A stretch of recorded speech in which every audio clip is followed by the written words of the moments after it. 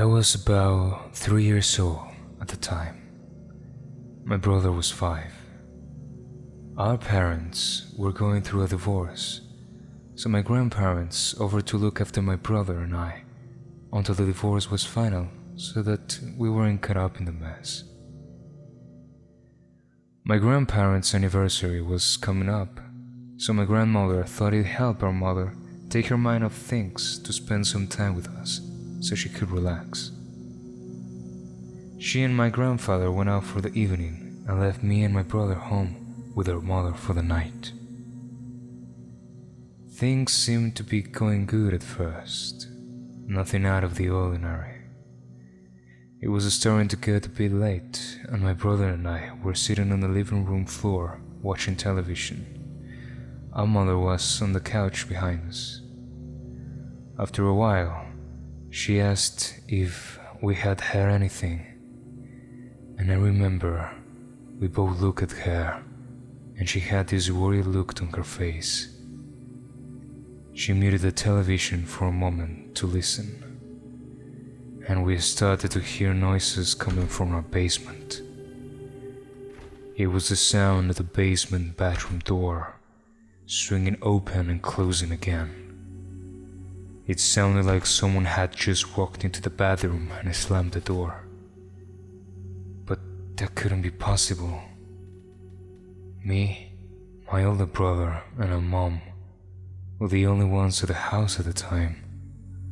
Mom dismissed it at first, reasoning that the house was old, and old houses usually make strange noises. So we went back to watching television again for a while. About an hour or so had passed, and it was about 8 o'clock, almost time for my brother and I to go to bed. Mom muted the television again and told us to be quiet. We listened for a minute and didn't hear anything at first. Then, after a while, we began to hear the sound of pounding coming from the basement, just under the living room floor. It was soft at first, but as it went on, it got louder and louder. The sound encircled the living room, almost like a shark circling on its prey. It got closer to when my brother and I were sitting as it circled around us, growing louder and louder, until it finally sounded like someone was banging on the living room floor under us with their fists, trying to break through the floorboards. Me and my brother jumped up into the couch and huddled ourselves close around Mother, who was curled up on the couch and just as scared as we were. The sounds of the pounding slowly subsided. Mom frantically dialed the restaurant where my grandfather said he and our grandmother would be. After a while, my grandfather picked up and asked what was wrong. Mom told him what we were hearing. My grandfather was, and still is, a firm skeptic. He doesn't believe in ghosts. He told her it was probably just the pipes rattling and that she was just under a lot of stress from the divorce, and her imagination was running away from her. He then told her to be sure to have us in bed by 9 o'clock, and he will see us in the morning, and he hung up. A few minutes went by, and we were still huddled up together on the couch. Mom did her best to stay calm and hold herself together for my brother and me, saying that Granddad was probably right. It was an old house, after all. So we just went back to watching television, trying to take our minds off of the situation before we have to go to bed. I'm not exactly sure what happened next, but a strong feeling of fear came over my mom as she turned off the television. I could see it in her eyes as my brother and I both looked back at her. We sat there in silence for only a moment. The air was dead quiet. Then The banging started up again, louder than ever.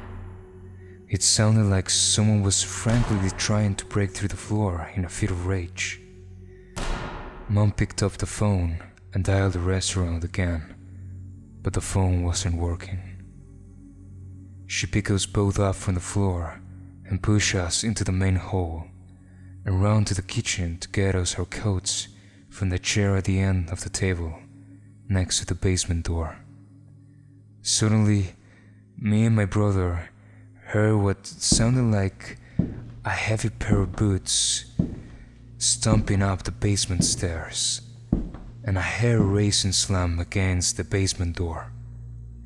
It sounded like whoever or whatever was down there wanted to get out.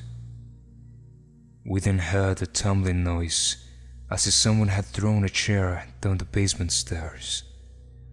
Mom didn't waste a second in getting us the hell out of there. She practically threw us outside, and we spent the rest of the evening in her car until our grandparents returned home. Our grandmother's car finally pulled into the lot at the top of the street, and my grandfather saw that we were sitting in our mom's car, and he got angry. He demanded to know why we weren't in bed before they returned home.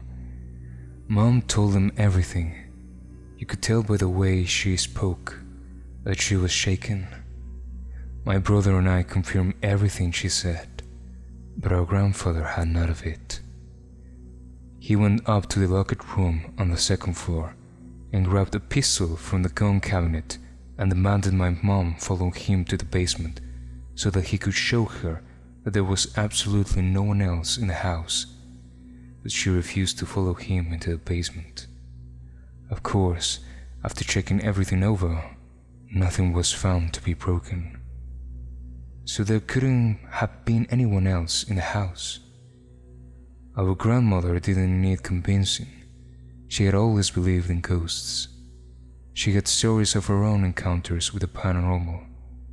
But either way, Mom never spent another night in our grandparents' house alone after that.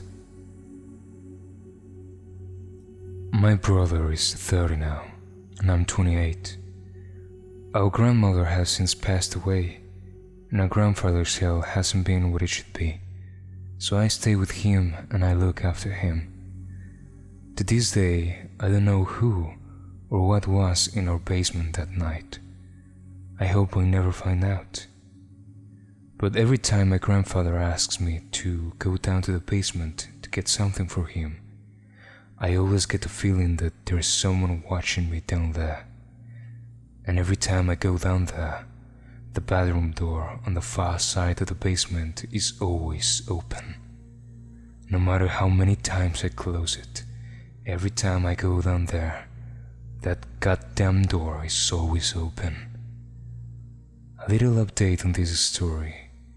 I've looked into the history of my grandfather's house where this event took place. As it turns out, several of the previous owners had died on the property. One person had a heart attack and died in his sleep in one of the bedrooms on the second floor. A second person had died of a blood clot in her brain in our living room. And the third person, being the original owner of the house when it was first built in 1911, had fallen down the basement stairs and broke his neck against the wall of the foundation. Could this have been him in our basement?